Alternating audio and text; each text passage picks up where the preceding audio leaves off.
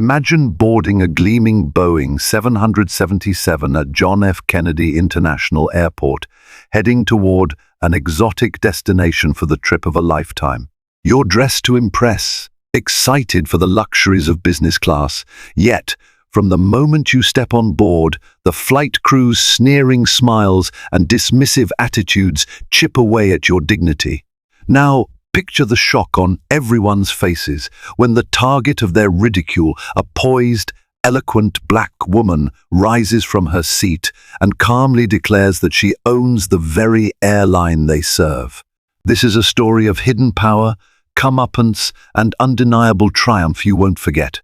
Lucas Marshall was no stranger to the subtle and sometimes blatant discrimination that found its way into nearly every environment she navigated.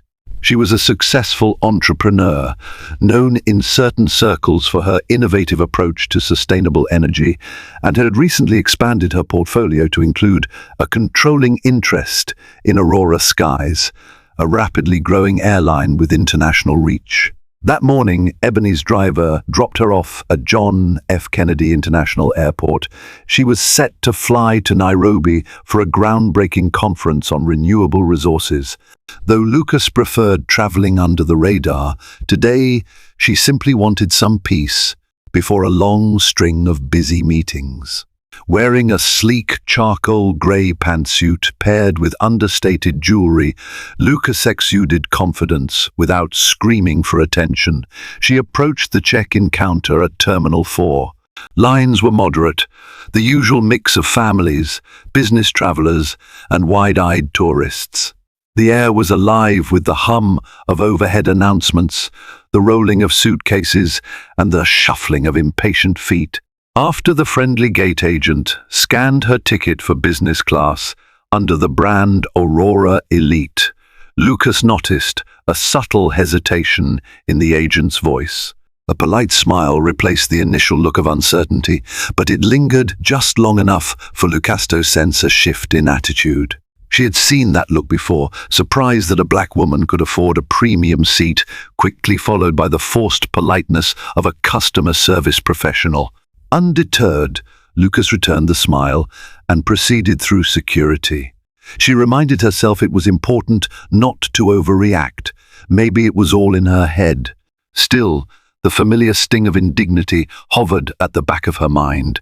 Usually, Lucas traveled under her married name Brooks to keep a lower profile, especially on flights operated by her airline. Her ownership stake was not common public knowledge. She had partnered with a consortium of investors and remained behind the scenes.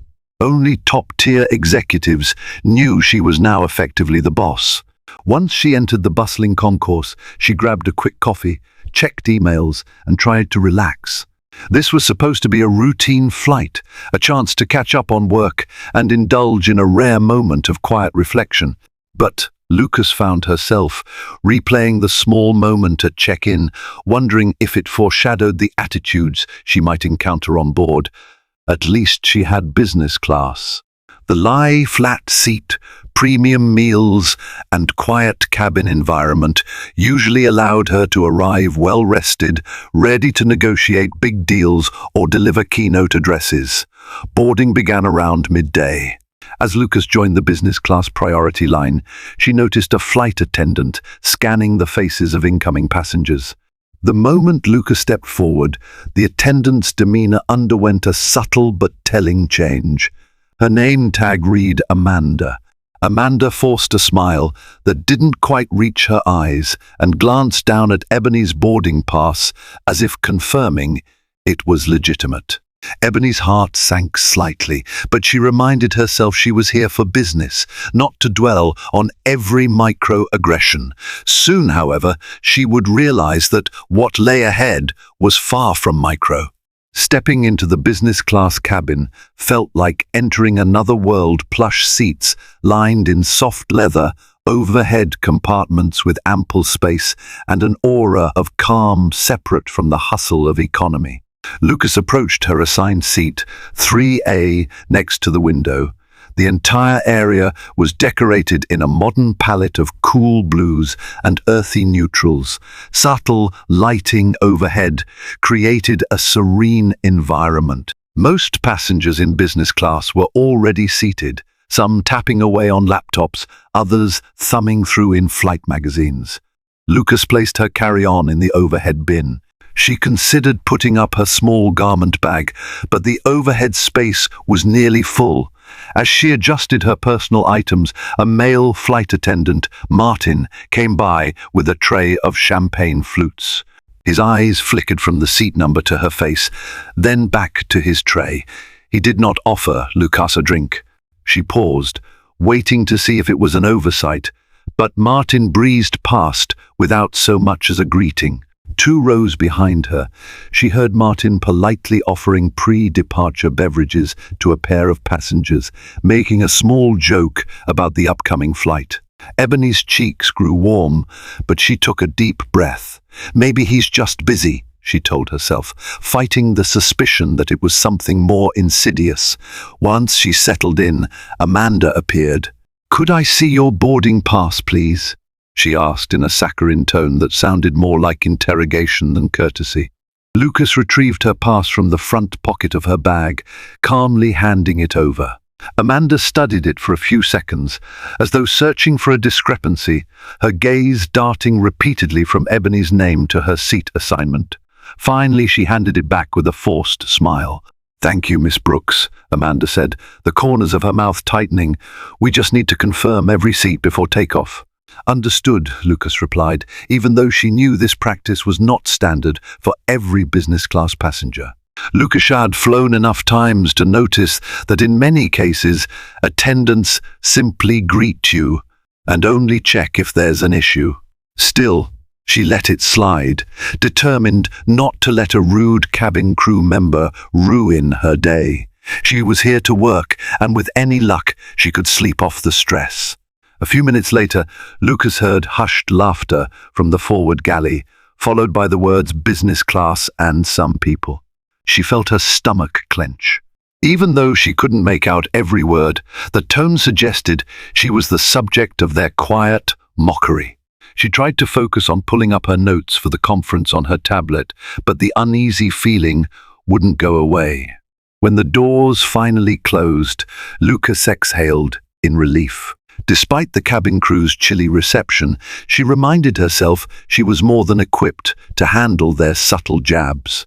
She'd faced skeptics and naysayers her entire life and had proven each one wrong. Little did they know who she was, or more importantly, who she had recently become.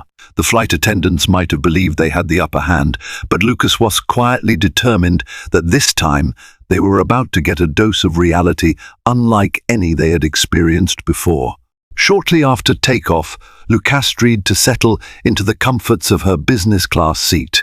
With a gentle hum, the Boeing 777 climbed through the clouds, leaving behind the sprawl of New York. The seatbelt sign dinged off, and passengers began to recline, stretch, and request drinks or refreshments. Lucas busied herself with her conference notes, scanning through bullet points about sustainable energy initiatives in emerging markets. Moments later, Amanda returned to the aisle, carrying a smaller tray of beverages. This time, she paused at Ebony's row. "Would you care for something to drink, Miss Brooks?" she asked, voice brittle with forced politeness. Lucas hesitated. Part of her wanted to decline out of annoyance, but dehydration on a long flight was never pleasant. "Yes, please." "Just water," she finally answered, determined to keep her interactions calm and professional. Amanda handed her a glass without meeting her eyes. The flight attendant was about to move on when Lucas mustered some courage. "I noticed you didn't ask me earlier, like everyone else," she said, her tone measured. "Is there any issue with my seat or my ticket?" Amanda's posture stiffened, as if she'd been called out. She forced a plastic smile. "Not at all," she said too quickly. "I must have been busy. We do our best to serve all passengers equally." "All right," Lucas responded softly. She took a sip and returned to her notes, but Amanda lingered for a moment as though contemplating a retort, then walked away.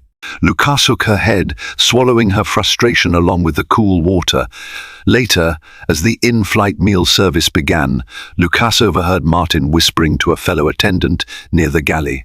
"She just doesn't look the part," he said, referring to Ebony's presence in business class. The colleague stifled a laugh. Ebony's heartbeat quickened. She told herself to remain composed. She was no stranger to prejudice, but the brazenness was shocking.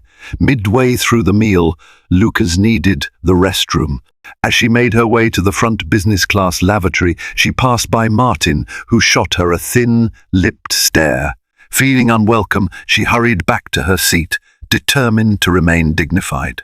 Upon returning, she realized her tray had been cleared away prematurely, even though she hadn't finished her meal. The accompanying personal items she'd left on the tray table, including a small notepad and pen, were now missing.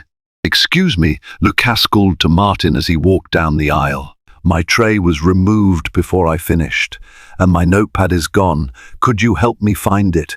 Martin's expression was an infuriating blend of annoyance and condescension. "Are you sure you had a notepad?" he asked. "Yes," Lucas replied, her calm facade slipping just slightly. "It had important notes." Martin shrugged. "I'll check with the galley." He disappeared and returned a few minutes later, empty-handed. No sign of any notepad. Perhaps you packed it away by accident. Frustration boiled inside Ebony. She knew full well where she had left her notepad. This was more than carelessness. It felt deliberate, an assertion of power meant to remind her she didn't belong. For the moment, Lucas merely nodded. She thought of calling for the lead flight attendant or even the captain, but decided to wait. Lucas had a plan. She would not let pettiness stand without accountability. But first, she needed to gather proof. While Lucas stewed in her seat, 2 rows back sat a passenger who had watched the entire exchange with growing discomfort. Thomas Jacobs, an up-and-coming regional manager for a pharmaceutical company, had noticed how Lucas was being treated. Thomas wasn't certain if race was the factor, but the flight attendant's offhand remarks and dismissive attitudes raised alarms. During a lull in the service, Thomas caught Ebony's eye and nodded sympathetically. He leaned forward, speaking quietly. "Pardon me, ma'am, but I couldn't help noticing what happened with your tray." That was odd. Lucas looked at him, her expression a mix of gratitude and embarrassment. She lowered her voice. "You noticed that too, huh? I was beginning to think I might be imagining things." Thomas shook his head. "I've flown business class often, and I've never seen them whisk someone's tray away while they were in the restroom."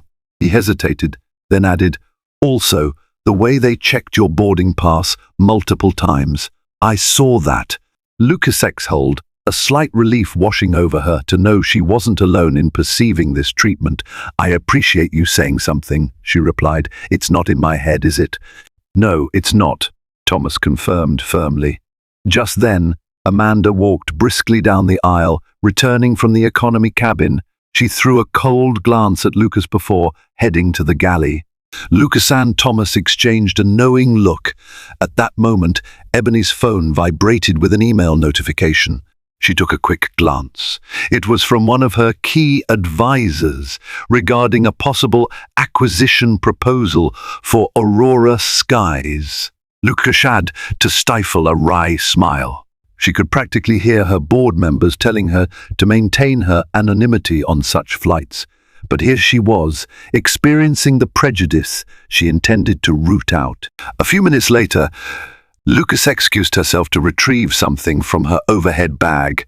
As she did, she heard Martin and Amanda talking quietly behind the drawn curtain of the galley.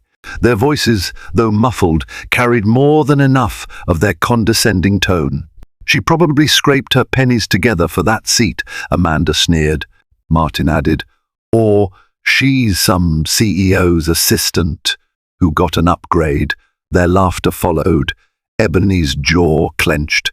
This was no minor misunderstanding. It was malicious, purposeful discrimination. She took a deep breath.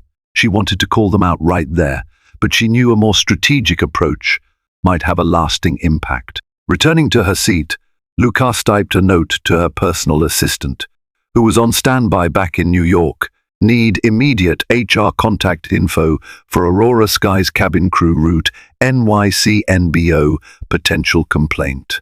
She paused before hitting send.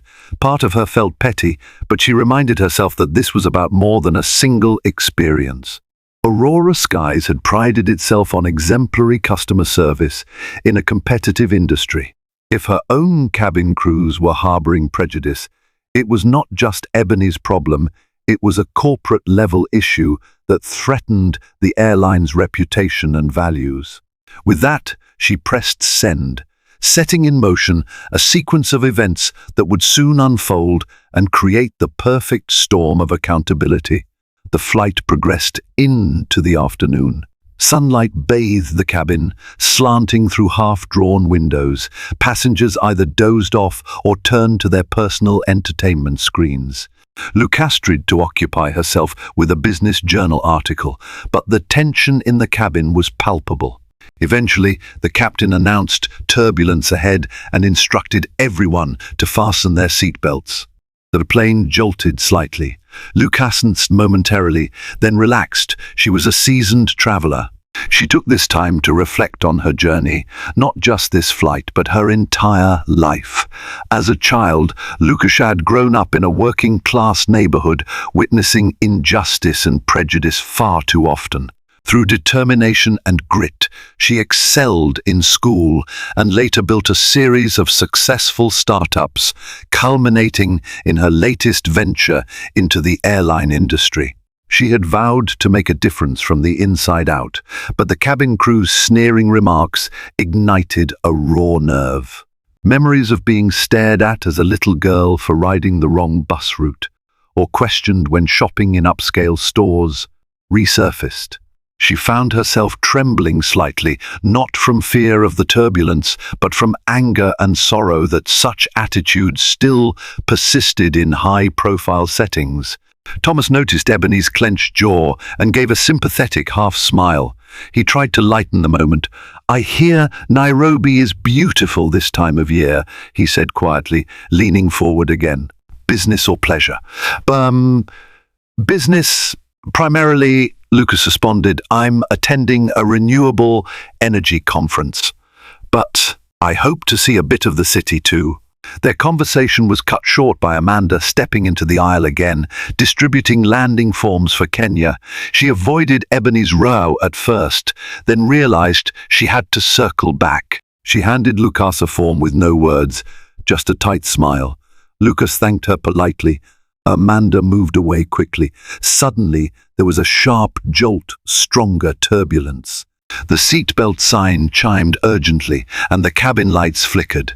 The pilot's voice crackled over the intercom, instructing the flight attendants to immediately secure the cabin. Amanda and Martin scrambled toward their jump seats, and Lucas could see their flustered expressions. For a moment, Lucas felt concern for them. No matter how rude they had been, their safety was paramount.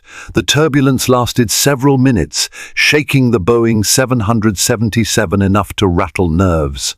Drinks spilled, overhead compartments clicked ominously but remained closed. Lucas prayed silently for a smooth passage. Eventually, the shaking subsided and the captain announced that the worst was over. A collective sigh of relief washed through the cabin. As calm returned, Lucas refocused on her plan. She checked her phone. There was an email from her personal assistant. "Received your request. Passed it on to Aurora Sky's HR director. They're prepared to investigate. Let them know details when you land." Lucas nodded. It was comforting to know she had allies on the ground. What she didn't realize was that the wheels of fate had begun turning back in New York. By the time Lucas landed, the entire top brass of Aurora Skies might know about this incident. If the flight crew suspected Lucas of being a nobody in business class, they were sorely mistaken. Their rude laughter and jabs would soon echo beyond the confines of this aircraft, setting the stage for a reckoning that none of them could have imagined. As the flight neared its midpoint, Lucas took advantage of the quieter period to finalize a few details. She discreetly opened a confidential company portal on her tablet using the in-flight Wi-Fi. There, she had access to the internal documents related to Aurora Skies, training manuals, HR protocols, and staff rosters. She navigated to the crew manifest for Flight AS-407 from New York to Nairobi. Sure enough, the roster listed Amanda Grayson and Martin Forbes as the primary flight attendants. The lead cabin attendant was listed as Charlotte Wu, who Lucas hadn't yet seen. Possibly Charlotte was handling first class or dealing with passenger manifests in the galley. Scanning the employee performance records, Lucas found that Amanda and Martin had no prior complaints lodged against them, at least none that escalated to HR. It was possible this was the first time someone was going to call them out officially. Ebony's heart pounded. She disliked confrontation, but as an owner, she felt a responsibility to uphold the airline's code of ethics. She decided to wait until after landing to present her complaint, possibly in the presence of the station manager in Nairobi. Feeling a measure of resolve, Lucas powered down her tablet. She noticed Martin approaching again with a forced grin. "We'll be passing out immigration cards for those who haven't received them," he announced to the cabin. Then, turning to Lucas specifically, he asked, "Do you need help filling out any forms? Sometimes these can be confusing." Lucas looked at him, her voice calm but firm. "I'm perfectly capable of filling out the forms myself, thank you." His smile faltered. "Right, of course." He walked off, and Lucas could almost see the frustration etched on his face. Minutes later, Lucas saw a flash of movement in her peripheral vision. A tall woman with a neat bun and a crisp uniform emerged from the forward galley. This had to be Charlotte Wu, the lead cabin attendant. She wore a distinct badge that indicated her senior rank. Charlotte surveyed the business class cabin with a discerning eye, as though she were noticing details about seat conditions, passenger comfort, and staff performance. Her gaze fell upon Ebony, lingering for a second, then shifted away. Shortly after, Charlotte walked down the aisle, stopping at each seat for a brief greeting. When she reached Ebony, Charlotte offered a polite smile. "Good afternoon, ma'am. I'm Charlotte Wu, the lead cabin attendant. Is everything satisfactory with your flight so far?" Lucas studied Charlotte's face. There was a genuineness in her eyes, absent from Amanda or Martin. "Hello, miss." "Wu," Lucas began, "I've experienced a few issues that I'd like to discuss, but perhaps after the flight." Charlotte frowned slightly, concern creasing her brow. "I'm sorry to hear that. I understand if you prefer to discuss it privately. Please let me know if there's anything I can do to make your experience more pleasant in the meantime." Lucas nodded, appreciating the offer. "I will. Thank you." As Charlotte continued her rounds, Lucas couldn't shake the sense that the lead attendant already suspected something was amiss. Perhaps Charlotte had overheard some of Amanda and Martin's remarks or sensed tension. Lucas realized that she might gain an ally in Charlotte, but for now, she would keep her cards close to her chest. Back in her seat, Lucas glanced at her watch. A few more hours to landing. The flight crew clearly had no idea who they were dealing with, but soon everything would become startlingly clear.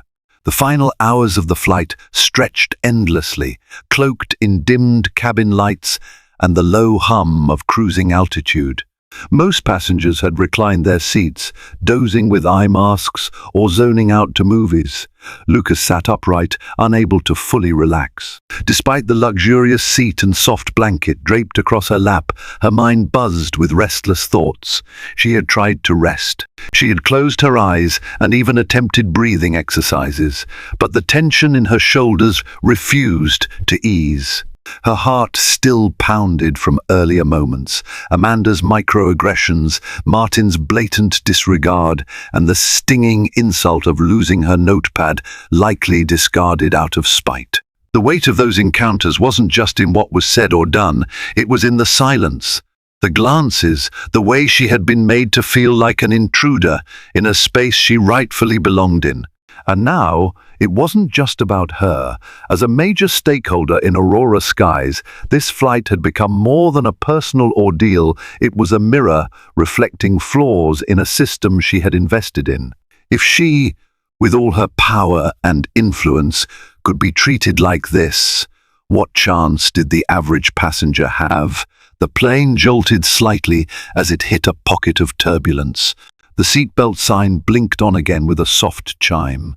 A murmur passed through the cabin, and a few passengers stirred from their sleep.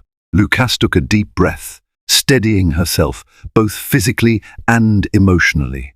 Amanda emerged from the galley just as the bumps subsided, carrying a small stack of landing cards and moving briskly down the aisle. Her steps were hurried, almost careless. As she neared Ebony's row, she tripped an awkward misstep that sent the cards flying. The stack cascaded in a messy arc, many of them landing squarely on Ebony's lap and the floor around her seat. Startled, Lucas looked up just as Amanda froze, her cheeks flushed with embarrassment and irritation. "I'm sorry," Amanda said, her voice clipped. She knelt quickly, brushing the cards off Ebony's lap in rushed, almost aggressive swipes. Lucas opened her mouth to speak, but Amanda didn't give her the chance. Under her breath, barely audible over the low hum of the engines, Amanda hissed, "You people always cause trouble." For a split second, the world stopped. Lucas blinked, unsure if she had really heard what she thought she heard, but the words echoed, clear as glass and just as shattering. Her breath caught in her throat, her pulse spiked, and a sharp heat rose to her cheeks, not from shame, but from rage. Amanda stood abruptly, scooping the remaining cards into her arms and walking off without another word. Lucas sat frozen, her hands trembling slightly in her lap, heart pounding in disbelief and fury. 2 rows behind her, Thomas had seen everything. His eyes were wide with shock, his expression one of stunned outrage. He leaned into the aisle slightly and whispered, "Did she just?" Lucas nodded slowly. "She did." Thomas's jaw tightened. "That's unacceptable." It was the last straw. All of the restraint Lucas had shown up to this point, every deep breath, every moment she had told herself to stay calm, snapped like a brittle thread. This wasn't just a matter of rudeness or bad service. This was a flagrant, hateful display of racism. She didn't yell. She didn't cause a scene. Instead, Lucas pressed the call button above her seat with a calm precision that belied the storm inside her. Charlotte appeared within seconds. Her composed demeanor softened the moment she saw Ebony's expression. "Is everything all right, ma'am?" she asked gently, concern in her voice. Lucas looked up, her voice low but steady. "No, I would prefer to speak with you away from the cabin, privately." Charlotte's eyes widened slightly, but she nodded without hesitation. "Of course. Please follow me." Lucas stood, smoothing her pantsuit and ignoring the curious eyes that followed her as she made her way toward the galley. Her legs felt heavy, as though she were carrying more than herself. She was carrying history, pain, principle, and she was done carrying it silently. Inside the galley, under the hum of machinery and behind the thin curtain of false privacy, Charlotte turned to face her fully. "Please," Charlotte said, "tell me what's going on." Lucas didn't hold back. In measured, firm words, she outlined everything: Amanda's passive-aggressive behavior, Martin's dismissiveness, the missing notepad, the overheard slurs, and finally, Amanda's whispered insult. As she spoke, Charlotte's face changed. Her professional mask gave way to genuine alarm, then shame. "I am horrified," Charlotte said when Lucas finished. "This is not how we operate. This violates everything we're trained to uphold." Lucas stared at her, eyes glinting with emotion. "I didn't want to reveal this in this way, but I'm not just a business-class passenger.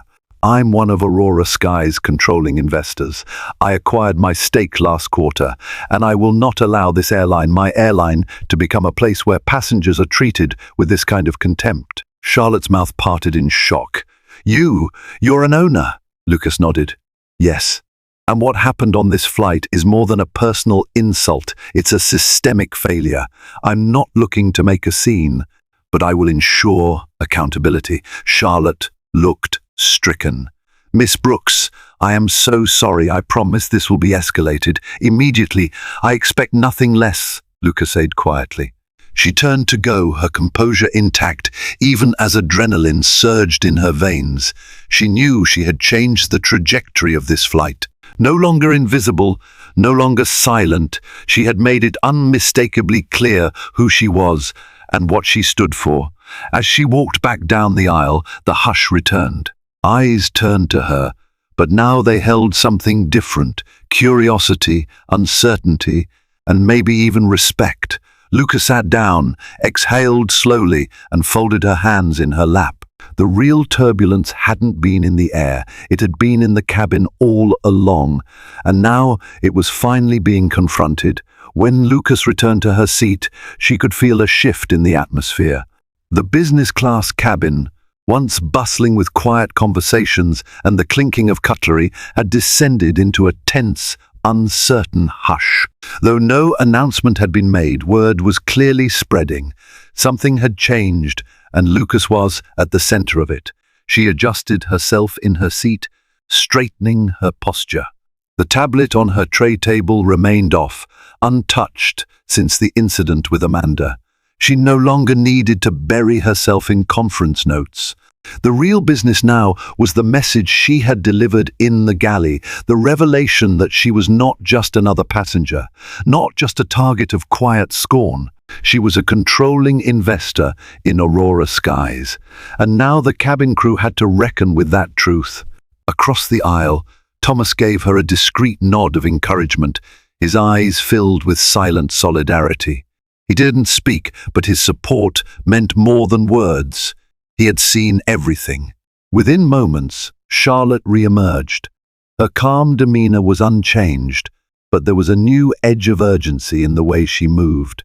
She walked directly to Amanda, who stood stiffly near the galley entrance, pretending to check the drink inventory.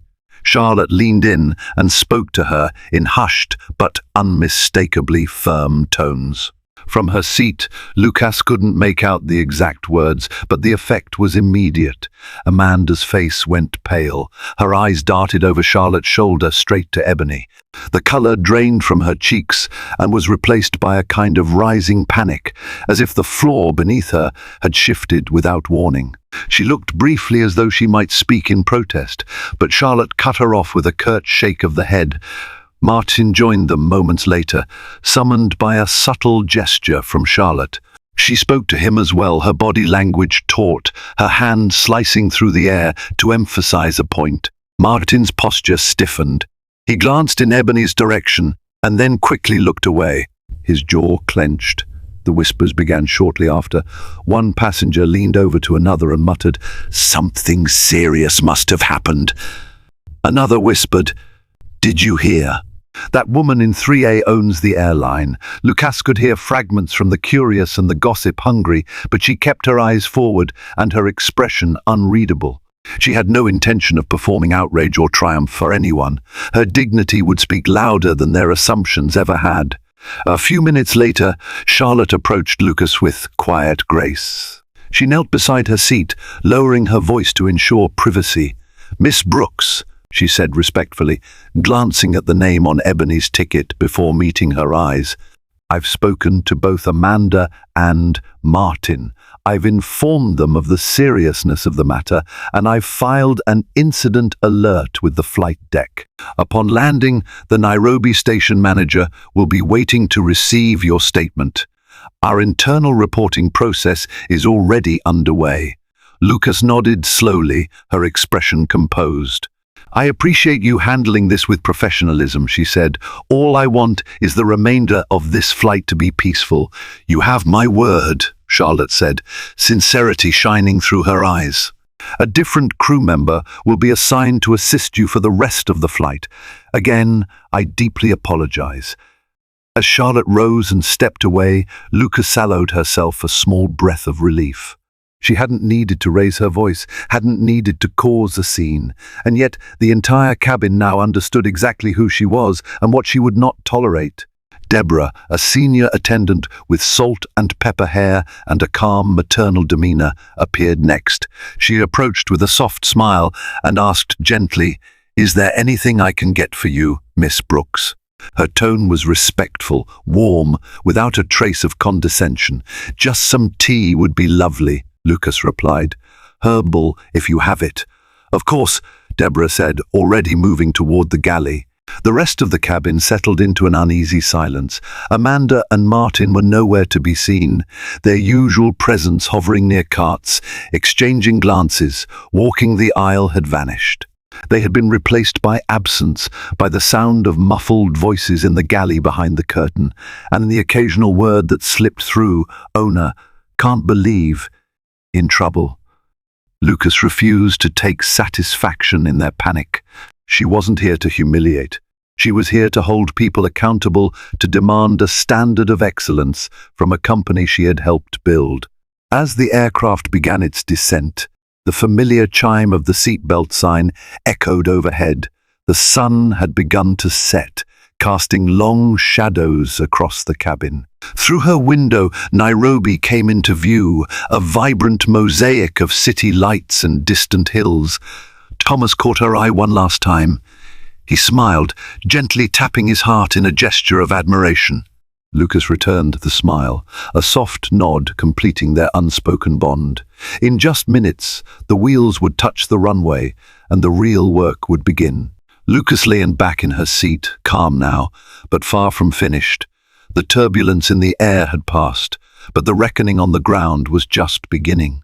The wheels of the Boeing 777 touched down at Jomo Kenyatta International Airport with a gentle thud. A sudden applause broke out among some passengers, relieved to be on solid ground. Lucas exhaled, feeling both tension and determination welling inside her. She glanced through the window at the sun-baked tarmac, letting the reality sink in. This was more than a personal struggle. It was a pivotal moment for Aurora Skies and its commitment to ethical service. As the plane taxied, Charlotte came on the par, thanking everyone for choosing Aurora Skies and giving the usual arrival information. Her voice was calm and collected, but Lucas could sense the undercurrent of anxiety in the cabin. Amanda and Martin were nowhere to be seen, likely stowed away in the forward galley or jump seats, hoping to avoid Ebony's scrutiny. Once the seatbelt sign was off, passengers stood, retrieving their carry-ons. Lucas took her time, allowing the crowd to thin. She sensed eyes flicking toward her, a mixture of curiosity, sympathy, and perhaps quiet admiration for someone who had stood up against discrimination. Thomas waited in the aisle, letting Lucas step forward. "Best of luck," he said quietly. "I believe you're doing the right thing." "Thank you, Thomas," Lucas replied with a reassuring nod. "Safe travels." Stepping off the aircraft, Lucas was greeted by a warm African breeze. In the jet bridge, a uniformed man with an Aurora Skies badge and the name Adisa Nwoko, station manager, approached her with a concerned expression. "Miss Brooks? I'm Adisa, the station manager here in Nairobi. Miss Wu notified me about an incident on board. May I escort you to a private lounge to discuss?" Lucas nodded, grateful for the courtesy. They wound through a series of corridors and arrived at a modest but comfortable lounge reserved for VIP passengers and airline representatives. Adisa offered Lucas a seat and some water. "We've already been in contact with New York," he began. "Our HR director is preparing to open a full investigation. If you can provide a statement, we'll proceed accordingly. I assure you, Aurora Skies takes this very seriously." Lucas relayed the details, from the suspicious remarks to the blatant slur. She mentioned she had reason to believe her notepad had been intentionally discarded, and that both Amanda and Martin had displayed unprofessional behavior throughout the flight. Adisa listened, nodding gravely. "Thank you for bringing this to our attention," Adisa said, his tone thick with regret. On behalf of Aurora Skies, I apologize.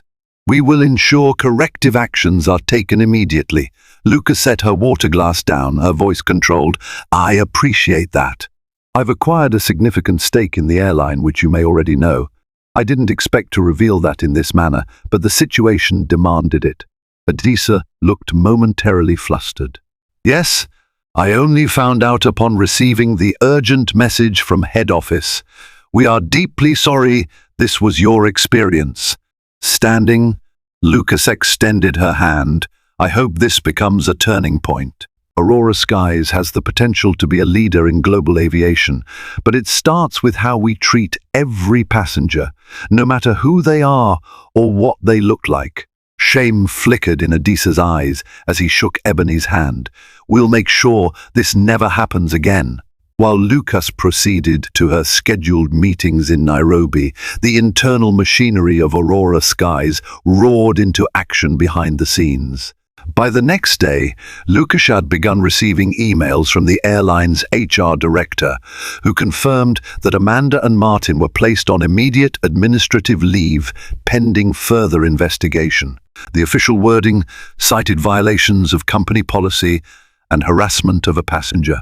Media interest soon bubbled up. A few passengers on the flight had tweeted about the drama, though Ebony's name wasn't publicly mentioned yet. The story's main angle was a flight attendant humiliating a business-class passenger, only to learn she was a powerful figure within the airline. Speculations ran wild. Was she the airline's CEO? A major investor? Aurora Skies tried to control the narrative by releasing a standard statement. We are aware of an incident involving 2 flight attendants and a passenger. We do not tolerate discriminatory behavior. The matter is under investigation. Meanwhile, Lucas dove into her conference engagements, presenting cutting-edge proposals for green energy collaborations. However, she couldn't fully compartmentalize her emotions. During coffee breaks, she found herself checking her phone for updates on the airline's internal investigation. She felt a pang of guilt for upending Amanda and Martin's careers, but reasoned that their behavior was unacceptable. If they had treated her this way, how many other passengers had endured similar indignities? On the second evening of her conference, Lucas received a call from Aurora Skies CEO, Robert Kincaid, a short, direct conversation that left Lucas with mixed feelings. Robert apologized profusely and assured her that the airline would take swift and decisive action. Yet, Lucas sensed a certain defensiveness in his tone, as though he worried about potential lawsuits or negative press. Lucas reiterated that her goal wasn't to destroy careers, but to enforce the very standards the company claimed to champion. The following day, Lucas found a brief article in a major business publication referencing the incident. It read, "Reports suggest a high-level Aurora Skies stakeholder encountered discriminatory service on a flight from New York to Nairobi, prompting an internal probe. Sources close to the matter indicate sweeping changes in staff training may be underway." Lucas realized her quiet stake in the airline might not stay quiet for long. The board would likely press her to appear in interviews or release a statement to quell rumors. Lucas weighed her options. Carefully maintaining anonymity was comfortable, but perhaps this was an opportunity to advocate publicly for equity in corporate culture. In the midst of this, Lucas found solace in her personal mission, bridging the gap between technology and sustainability for developing regions. She attended panel discussions, engaging with international investors and African entrepreneurs alike. Amid the swirl of business cards and handshake agreements, Lucas remained steadfast. She wasn't just a silent partner in an airline, she was a leader who would not tolerate bigotry in any form. Aurora Skies needed to reflect that, or else her investment might be in jeopardy. After wrapping up her commitments at the conference, Lucas extended her stay in Nairobi for a few days to meet with local energy startups. Then came the day she'd fly back to New York again on Aurora Skies, but this time with a watchful eye on how the crew conducted themselves. She arrived at the airport with the station manager, Adisa, who escorted her to the lounge. While sipping herbal tea, Luca checked her email. She was startled to see a message from an unknown sender. "We need to talk. Amanda." Ebony's initial reaction was disbelief. How had Amanda gotten her email address? Possibly through internal airline records. Lucas contemplated ignoring the email, but curiosity prevailed. She opened it. In the email, Amanda apologized, expressing remorse for her actions. She explained she'd been under tremendous stress, dealing with personal issues, and felt overshadowed by younger, more energetic cabin crew. She admitted that her behavior stemmed from resentment and unconscious bias. Amanda wrote, "I realize now how wrong I was. I beg you to consider that I'm only human, flawed, and I'm trying to earn a living. I know I don't deserve forgiveness, but I hope you can find it in your heart to give me a second chance." Ebony's heart softened slightly. She was still furious over the incident, but she also believed in second chances if the person demonstrated genuine change. She decided she would talk to the HR department once back in New York to see what level of disciplinary action was fair. Not long after, Lucas boarded her flight a different route with a different crew. To her relief, the staff greeted her warmly, offering the standard courtesy one expected in business class. As Lucas settled in, she noticed a voice message from Aurora Skies' HR director. "Hi, Miss Brooks. We'd like to update you on the investigation. We reviewed statements from other passengers, including Thomas Jacobs, and CCTV from the cabin. Amanda and Martin's actions are unequivocally in violation of our policies. Our recommendation is termination unless you advise otherwise. We await your input." Lucas found herself torn. On one hand, Amanda and Martin's behavior was blatant discrimination.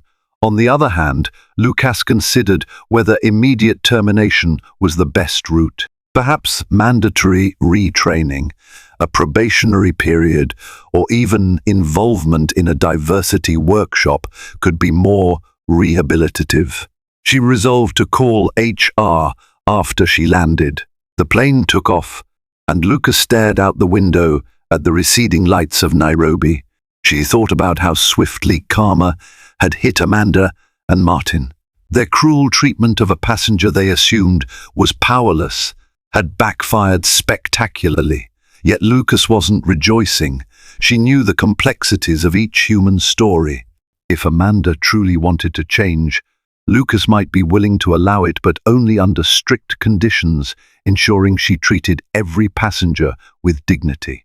As the flight leveled off at cruising altitude, Lucas exhaled, reminding herself that power must be exercised responsibly.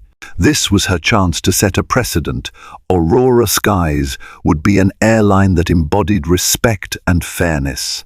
And if that meant giving Amanda and Martin a path to redemption while ensuring they owned their mistakes, then Lucas was prepared to navigate that delicate balance. 2 days after Ebony's return to New York, she walked into Aurora Skies' corporate headquarters for a meeting with the board. She was dressed in a smart navy suit, her posture exuding composure. The board members rose to greet her, each wearing a mixture of respect and apprehension. Robert Kincaid, the CEO, opened the meeting with a solemn expression. "Thank you all for coming," he said, his voice tense. "We're here to address the incident on Flight AS407, but more broadly, to discuss our company's approach to inclusivity and respect for all passengers." Lucas spoke first. She recounted her personal experience, then underscored the need for Aurora Skies to strengthen its training programs, enforce zero-tolerance policies on discrimination, and introduce transparent complaint procedures. "We claim to be a global airline that welcomes diversity in both staff and passengers," Lucas said, her voice echoing in the boardroom. It's time we walked the talk. If this had happened to a passenger without my resources, they might have gone unheard. That can't happen under our watch. The board members nodded in agreement. One of them, an older gentleman named Charles Delgado, who had supported Ebony's acquisition, spoke up. I fully agree. This is a wake-up call. We need a more robust approach, including accountability at every level. Robert Kincaid cleared his throat. As for Amanda Grayson and Martin Forbes, HR recommends termination. But Ebony, we understand you might have a different stance. Lucas took a moment, scanning the faces around the table. Then she inhaled. I believe in consequences. But I also believe in second chances if there's genuine remorse. Perhaps a structured program, diversity training, a probation period, and continued oversight. If they fail to meet those conditions, termination follows. A murmur of surprise circulated among the board members. Lucas continued, Of course, if the board or HR feels that termination is the only route, I'll respect that. However, as an owner, I want Aurora Skies to set an example. We correct wrongs by educating and guiding employees to do better. That's the real measure of corporate integrity. A beat passed. Then Charles Delgado spoke. I find your approach admirable. If they truly want to repent, let's give them that path. But the guidelines must be strict. Several others nodded. Robert Kincaid offered a small smile. That settles it. We'll implement a rigorous plan, and if they breach it even once, they're out. The meeting ended on a note of resolution. As Lucas rose to leave, Robert approached her privately. You know, he said, I'm sorry your first major interaction with the company on a personal level had to be so negative. Ebony's gaze softened. It's unfortunate, yes. But it's also an opportunity to shape the airline's culture going forward. And that's worth something. They shook hands. Stepping out of the boardroom, Lucas felt a wave of relief. Her confrontation with Amanda and Martin was a microcosm of a larger struggle.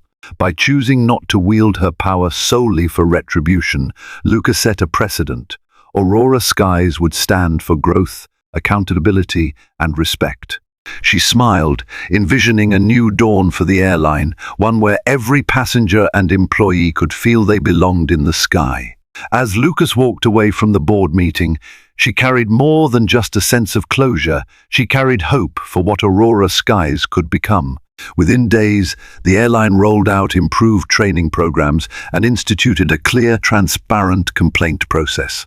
Amanda and Martin entered a strict probation, required to undergo diversity workshops and consistent performance evaluations. Though they'd come dangerously close to losing their careers, they found an unexpected opportunity to learn and grow. If you were captivated by Ebony's dramatic journey, from enduring humiliation in business class to revealing her pivotal role in the airline, be sure to like this video, share it with friends who love a good twist of karma, and subscribe to this channel for more inspiring stories of triumph and transformation. By supporting this content, you help shine a light on the power of integrity, empathy, and the unbreakable human spirit. Thank you for watching.